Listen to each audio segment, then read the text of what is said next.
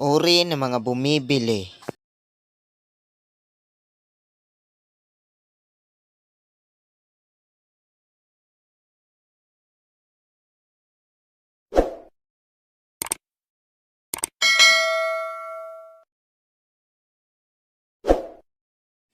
Kamusta kaibigan? Balik na naman tayo sa ating YouTube channel. At kung di ka pa nakasubscribe, ay mag-subscribe ka na. Ang pag-uusapan lang naman natin ay uri ng mga bumibili. Simulan na natin to. The Questioner. Ito naman yung uri ng mga bumibili na kala mo'y bibili talaga, tapos nadayo lang pala para magtanong. Manong, magkano pong soft drinks nyo? 25 bata. Iyong cake nyo po, magkano po? 155 bata. Iyong soft drinks nyo po na tinatawag na 1.5 po, magkano po?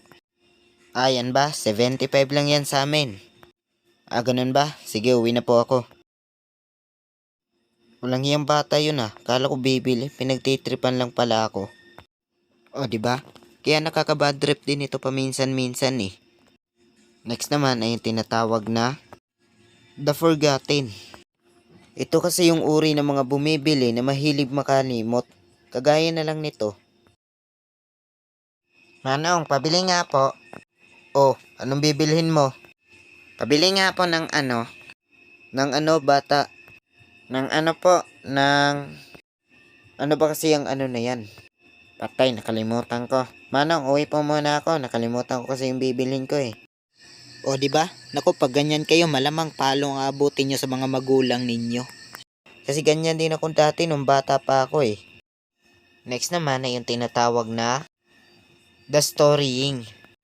Ito naman yung uri ng mga bumibili na unahin mo na yung kwento. Parang ganito. Oy pre, musta? Bibili nga pala ako. Pre, anong bibilhin mo? Teka lang pre, may kukwento pala ako sa'yo. Ano naman yun? Kanina kasi sa amin may dumayo na taga ibang bansa. A few minutes later, Oo, maganda siya. Mukha kasi siyang foreigner eh. 1 hour later, Saka alam mo ba? Hindi pre, di ko alam kung bibili ka ba o hindi. Gabi na kanina ka pa eh. Diba? Pala kwento. Next naman ay ang tinatawag na The Palatawa.